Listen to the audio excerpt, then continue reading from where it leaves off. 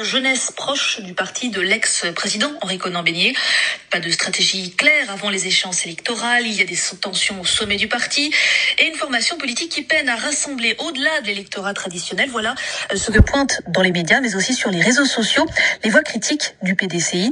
Une contestation qui ne faiblit pas. À Abidjan, Pierre Pinto. Sans jamais s'en prendre à Henri Konan-Bédier, ces militants issus d'associations et groupes pro-PDCI qui n'appartiennent pas aux instances dépeignent un parti sclérosé, absent des grands sujets nationaux et sans stratégie. Nous voulons gagner en 2025, nous voulons un PDCI conquérant, dynamique, résume Germain Cassy, coordinateur général adjoint de la Marée Verte, l'une de ces organisations pro-PDCI. Ceux qui disent au président Bédier qu'il doit encore être candidat à 91 ans lui manquent de respect, ajoute-t-il. Pour eux, il faut que le congrès ordinaire se tienne comme prévu cette année et permette de désigner un candidat. Un certain nombre de noms reviennent, Billon, Tano, Thiam, Emou, Yassé entre autres, mais ces noms-là ne sont pas non plus exempts de tout reproche, accusés de garder un silence coupable sur cette contestation.